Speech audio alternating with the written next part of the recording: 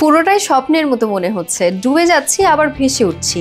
এইভাবেই নিজের অনুভূতি প্রকাশ করলেন নির্মাতা আদনান আল রাজীব।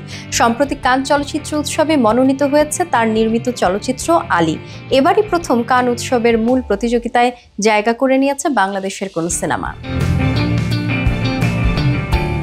এতেই উচ্ছ্বসিত হয়ে পরিচালক আদনান বলেন, আমি বিশ্বাসই করতে পারছি না, অদ্ভুত একটা অভিজ্ঞতা, পুরোটাই স্বপ্নের মতো।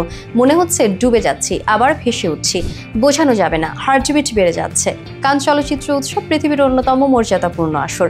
জানতে পেরেছি ৪,৫০০ চলচ্চিত্র থেকে আমাদেরটা নির্বাচিত হয়েছে। এটা আসলে কল্পনাই করা যায় না। কান চলচ্চিত্র উৎসবের অফিসিয়াল ওয়েবসাইটে ২৫ এপ্রিল স্বল্পদৈর্ঘ্য চলচ্চিত্র বিভাগের তালিকা প্রকাশ হয়। সে তালিকায় জায়গা করে নিয়েছে ১৫ মিনিটের স্বল্পদৈর্ঘ্য এই চলচ্চিত্র। প্রায় একই সময়ে আদনান আল রাজীব নিজেও ফেসবুকে এই আনন্দের খবরটি শেয়ার করেন। এরপর থেকে সহকর্মী, বন্ধুসহ বিনোদন অঙ্গনের শুভেচ্ছায় ভাসছেন রাজীব।